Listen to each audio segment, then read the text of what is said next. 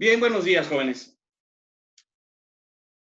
Quisiera comenzar con una frase sobre este tema que es el existencialismo de Emmanuel Mounier, uno de los contemporáneos precisamente de los existencialistas.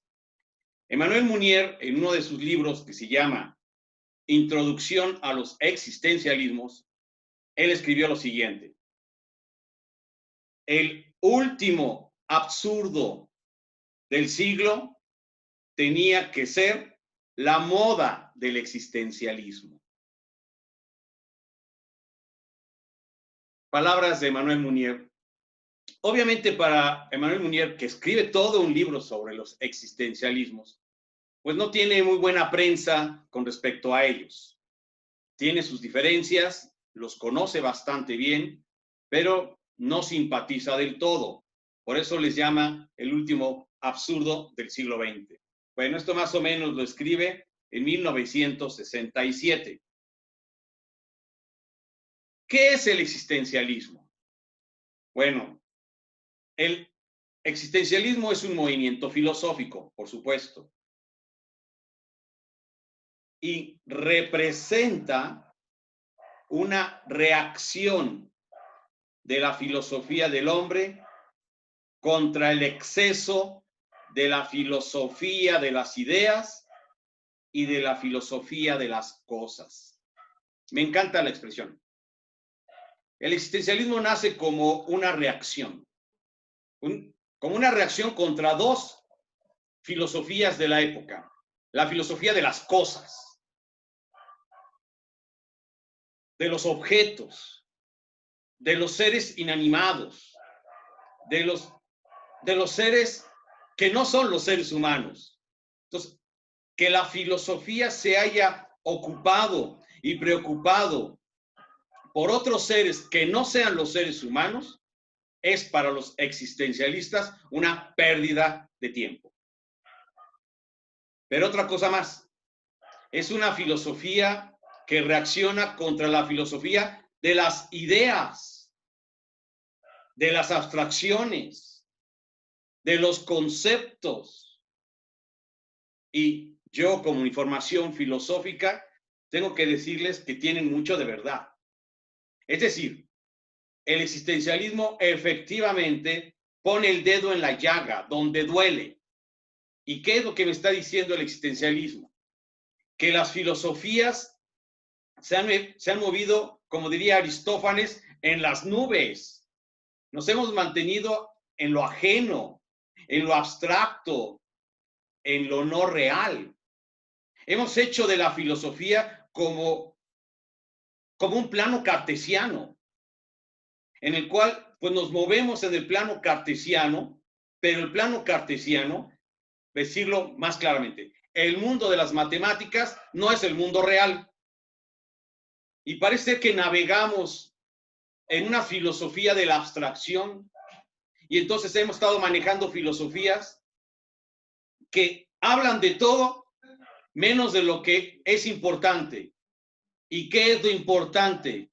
El individuo, el sujeto, el hombre de carne y hueso, como diría Miguel de Unamuno.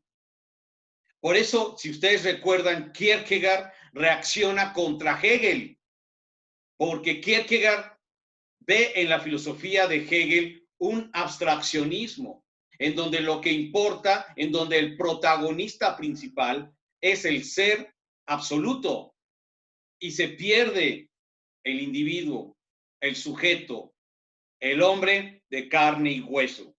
Entonces, la filosofía existencialista reacciona contra todas las filosofías abstraccionistas.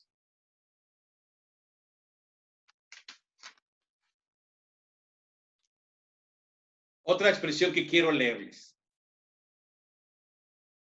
Me encanta.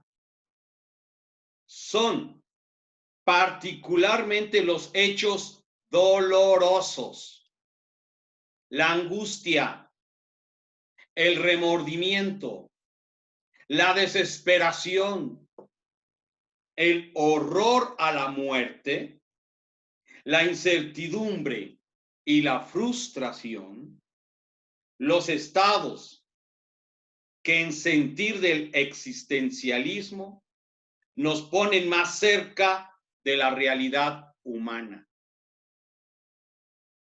¿Se dieron cuenta? Lo que les acabo de leer es la angustia, la desesperación, el remordimiento, la muerte, la incertidumbre, etcétera, lo que nos pone más de cerca con nuestra realidad humana. El sufrimiento, el dolor, nos pone en contacto con nosotros mismos. San Agustín, si ustedes recuerdan, pues fue un joven como ustedes que se dio a la buena vida, que probó aquí, que probó allá, era una frivolidad de sujeto. Y sin embargo, San Agustín, hay algo que le pesa mucho, que lo simbra, que lo hace despertar de su sueño dogmático, como diría Kant, que lo hace despertar de su situación de confort, de su situación cómoda, de su situación de aparente paz, la muerte de su mejor amigo. A veces algunos de nosotros, para reaccionar, de veras tenemos que tocar fondo. Tenemos que llegar realmente a una situación crítica y a veces dolorosa. Hay gente que recapacita y entiende hasta que tiene una enfermedad, y más si es una enfermedad crónica o una enfermedad mortal. Voy a decirlo así, por las buenas no entendió, pero tuvo que venir la muerte, tuvo que venir la enfermedad, tuvo que venir el dolor y el sufrimiento para hacerles entender. Y entonces el existencialismo no es que sea pesimista, no es que solamente esté viendo las cosas negativas, está viendo las realidades humanas. Y las realidades humanas es de que vivimos en un mundo de culpa, de desesperación. Jaspers,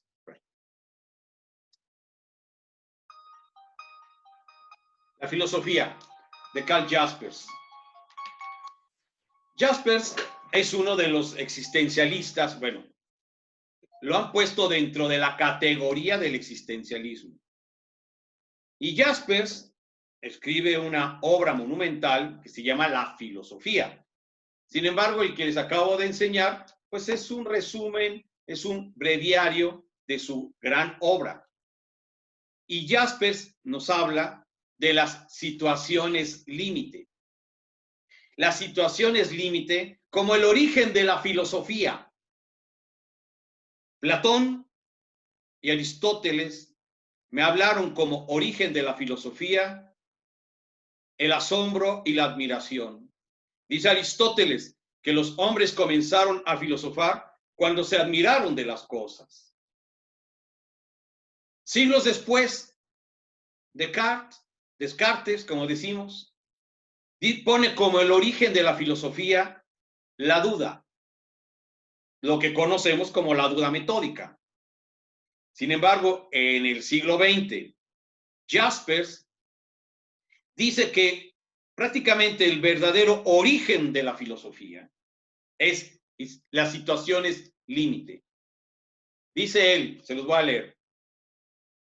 Las situaciones límite, la muerte, el acaso, la culpa y la desconfianza que despierta el mundo me enseñan lo que es la filosofía. ¿Se dieron cuenta de lo que menciona Jaspers? La muerte, el acaso, es decir, la incertidumbre, el azar, la culpa y la desconfianza como el origen de la filosofía.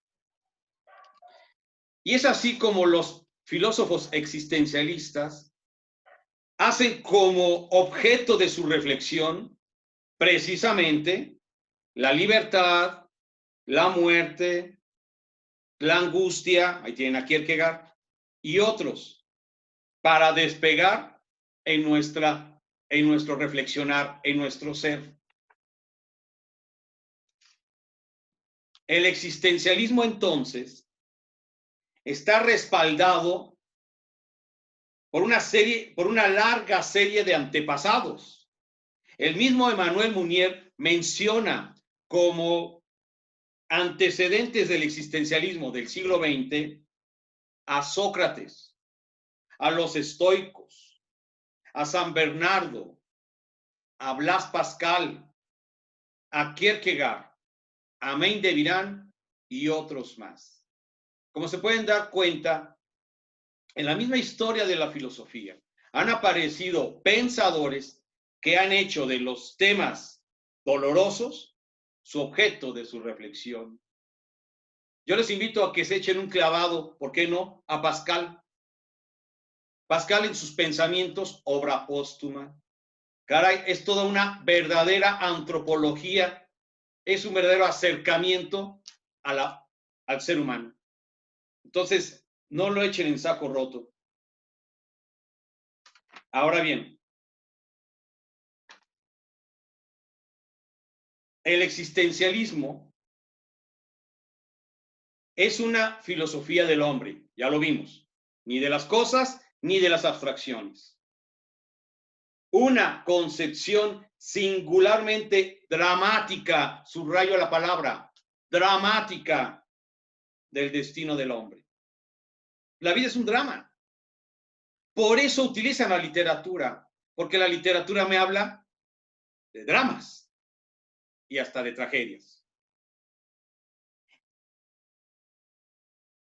Una concepción singularmente dramática del destino del hombre que arroja al hombre frente a su desdicha, pues hace precisamente de la nada la trama principal de la existencia. Jóvenes, ¿qué somos al fin y al cabo? ¿Qué es el ser humano en medio del infinito, del universo, diría Pascal? O sea, ¿qué somos? Pues suena a lugar común decir, pues somos nada. Pues sí. O sea, somos totalmente mortales, somos finitos y estamos llamados tarde o temprano a desaparecer. Y entonces es ahí cuando el ser humano está cobrando conciencia de su propia vulnerabilidad, de su fragmentación, de su desgarramiento. Porque, ¿qué creen? Ni siquiera nosotros decidimos nacer, o sea, nadie te preguntó si querías vivir. Tú naciste, con tu permiso o sin tu permiso.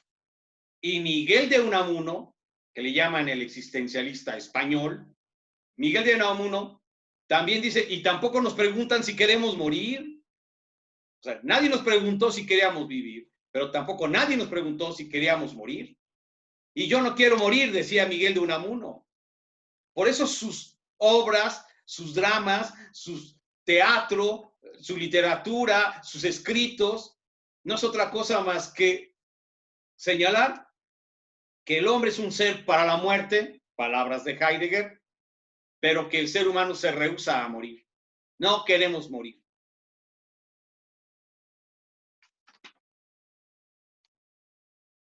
La expresión existencialismo debe observarse que éste afirma la primacía de la existencia sobre la esencia. Esto significa que el hombre primero existe y después consiste.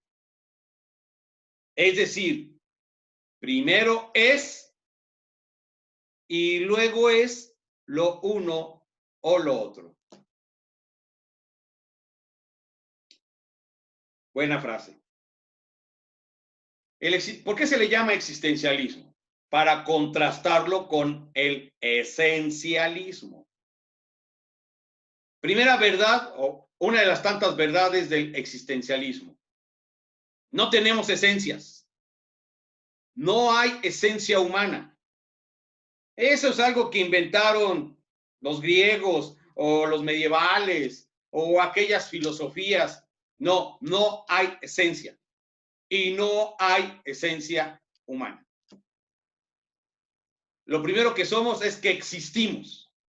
Expresión existencialista, nos arrojaron a la existencia.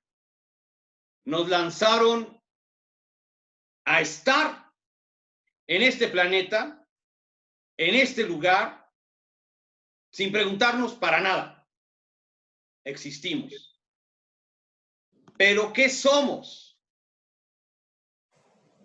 Lo que cada uno va construyendo día a día. Eso es. O sea, no existe la esencia inmutable. No existe algo que no cambie en ti. Al contrario, siempre estás en un constante devenir, en un continuo flujo, en un continuo cambio.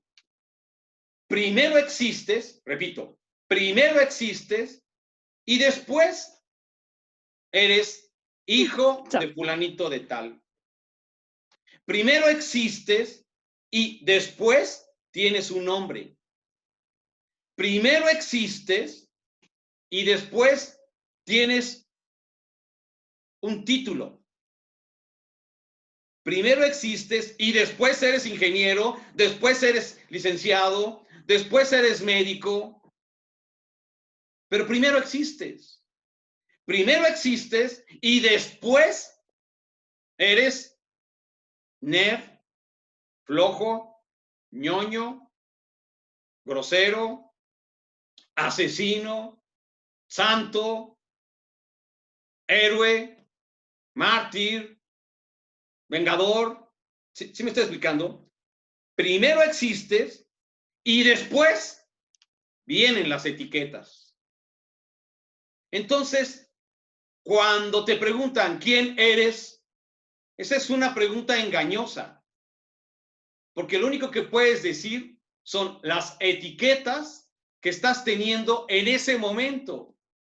Pero esas etiquetas no forman parte de tu verdadero ser, porque tu ser es un constante flujo, un constante movimiento, un constante hacerse. Entonces, también cuando uno dice, pues así soy y no voy a cambiar, eso es lo más antiexistencialista que puede haber, porque tú estás en una constante construcción de tu ser, para bien o para mal, pero tú estás siempre en un constante movimiento. Entonces, tú no eres tu etiqueta, tú no eres el título que te han colocado la sociedad, sino que tú primero existes y ya después eres esto o aquello.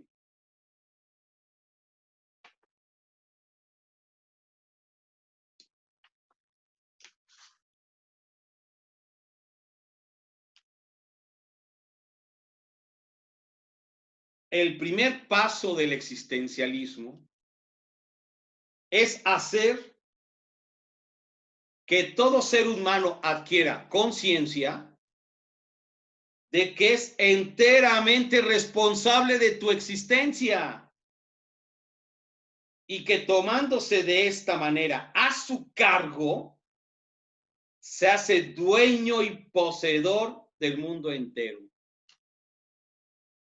Como se pueden dar cuenta, estas son ideas de Sartre. Que bueno, hay algo que no comenté. Sartre, el existencialismo es un humanismo. Es una conferencia que él dictó, muy interesante. Bastante leído este libro de Jean-Paul Sartre. Y Jean-Paul Sartre, él, en esta conferencia que él dictó, dice que hay dos clases de existencialismos. El existencialismo ateo, del cual él es el representante, y del existencialismo creyente, abierto a la fe. Y dentro del existencialismo ateo, se menciona a él y menciona a Heidegger. Y en el existencialismo abierto a la fe, el existencialismo creyente, menciona a Gabriel Marcel y a Jaspers, que ya les mencioné. Sin embargo, como ya les dije a ustedes, esta clasificación sartriana, aunque gozó una temporada de la anuencia hasta de los libros de texto, poco a poco los mismos nombrados se van deslindando de esa etiqueta. Heidegger no aceptó la etiqueta existencialista y en el fondo él es un metafísico, y sí es cierto, que claro que tiene que hablar del Dasein, pero Heidegger no hace antropología, Heidegger hace metafísica. Jaspers, que ya les mencioné, también se deslinda de esa etiqueta. Él diría que su filosofía sería una filosofía existencial, pero no existencialista porque no quiere que lo confundan con Sartre. Gabriel Marcel, él se autodenomina un socrático. Si había que ponerle una etiqueta precisamente a Marcel, sería de ser un Sócrates moderno, pero no un existencialista. Entonces ya el término existencialista ya se quedó para unos cuantos. Sartre, Simone de Beauvoir y Albert Camus, prácticamente. Claro, hay otros, pero ya ese título ya es para el existencialismo francés. Ahora regreso a lo que les estaba leyendo. El existencialismo de corte sartriano me dice que el ser humano es responsable de su propia vida. Y eso lo expresa muy bien Sartre en una obra de teatro que yo se las recomiendo, que se llama precisamente Las Moscas. No son el Las Moscas. Las Moscas es una obra de teatro en donde hay un personaje principal que se llama Orestes. Orestes representa al ser humano y el otro interlocutor es Júpiter, que al buen entendedor, pocas palabras, pues es Dios. Y entonces permítame que les lea este pasaje de la obra Las Moscas. Dice Orestes a Júpiter en Las Moscas: pero no volveré bajo tu ley. Estoy condenado a no tener otra ley que la mía. No volveré a tu naturaleza. En ella hay 1000 caminos que conducen a ti, pero solo puedo seguir mi camino porque soy un hombre, Júpiter, y cada hombre debe inventar su camino. Qué padrísima frase. Te lo voy a repetir. Cada hombre debe inventar su camino.